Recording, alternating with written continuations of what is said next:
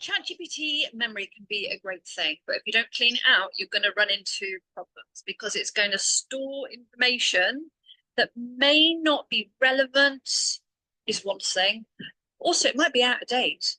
And what can happen is that if it's storing the information in the background, in the memory of ChatGPT, and you're not constantly keeping an eye on it, it's going to interfere with what it is that you are hoping to achieve.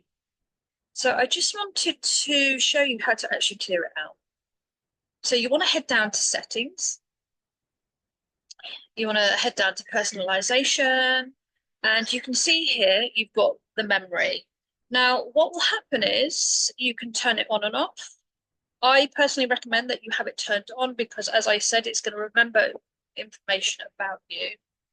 Go to manage memories, and then we can see here, this is a list of everything that it has remembered that is important. There's quite a lot of information here. So as your business progresses, as you start to do things differently, have a different offer, change your prices, some of this isn't going to be relevant. And especially so, one of our things is to turn clients' theoretical frameworks into an AI agent that they can use. So this is client data, which I do not need because it's going to interfere with my own work. So this is client data. And what I mean by client data, it's remembering the important things while we've been creating the prompt, the master prompt for the agent together to train it. So Matt's is a client. Let's get rid of Matt's as well. We've just created his agents, refers. Okay, let's just have a quick look at some of these. Refers, blog posts, clean, punctuation, avoiding, dashes. Yeah, that's okay, cool.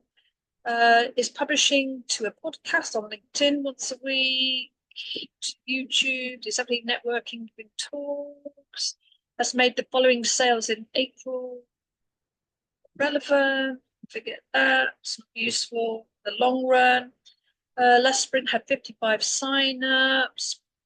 I want to keep that because that's important data that I will pull from later on. Most successful sales come from networking, run something called sprint every quarter, is creating an EmpowerAi agent collaboration, get rid of that. Is adding advanced training data, agent including document mode, evaluation. Get rid of that. It's an agent I've just created for the Vortex membership. Wants to create new EmpowerAi agent named, get that. So you can see, I'm just going through. I know instinctively what needs to be in here. So I'm just taking out of anything that isn't currently, excuse me, isn't currently relevant. So this is like your memory bank. This is what ChatGPT is going to, one of the places it's going to pull information from to use in your copy. So I've got a lot of information about agents here because we've got 47 agents it is in our membership. So current plan for scaling, 30 GPTs, that's out of date. Okay, so if you're using ChatGPT, you can delete everything and start again. Which isn't a bad idea, actually. It's not a bad idea to start, just delete everything and start again, or just to go through it one by one. So think of this as like your mini memory. It's going to pull from that information. It's remembering things that it perceives to be important. It's going to store it in the memory bank. Now, when you're using agents, you can't say add to memory. For some reason, it doesn't do it when it's using an agent. I think it's because it's probably contained within a, let's just use a box as example.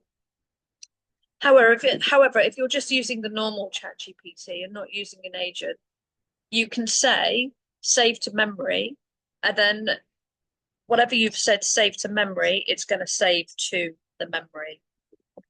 So that's one way to activate it. Otherwise, it's just going to see something as being important and add it to the memory. It's why you have to constantly check it out, clean it out.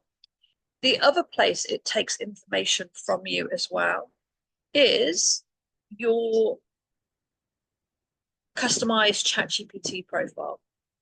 So you're also going to want to go through and make sure that this is up to date. So your name, what traits should ChatGPT have? So it's going to give you some examples of how to fill it in. And then what have we got here? Anything else that ChatGPT should know about you? Yeah, and then you can just put in advanced settings. You probably won't need some of these, but I turn them on. Anyway, you probably wouldn't need code. Art, definitely. Advanced voice, maybe not. Web search, yes. Canvas, yes. Okay. Now, if you are worried about types of information that you're sharing with ChatGPT and you don't want it to go into the memory, you can just click temporary here.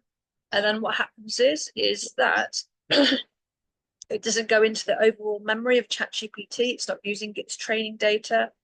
It's keeping it as data confidential. It only keeps it for 30 days. I never use it because I always say, if you think it shouldn't be going into ChatGPT, then you shouldn't be putting it in. You're the one who's responsible for sharing the data and the information with ChatGPT. So yeah, memory is great, really helpful. But if you don't clean it out, you're going to run into problems and you're going to be thinking, why is it saying that? Why is it giving me this information? So for me, because we create so many clients, agents, I need to constantly check that I'm actually removing what it's saved about creation of their agents out, because it's not relevant to how I want to do my work. So I don't want it pulling from that memory. How are you using memory? Are you using it? Did you even know that it existed? Have you given it a clean out? Do you sometimes find that it's saying things and you're thinking, where is that coming from? Let me know in the comments box. That would be useful. And if you're using memory in another way, let me know. It's always good to get insight to see how other people are using memory within ChatGPT. But this really is the basic rundown of how you can find it and clear it out or start again.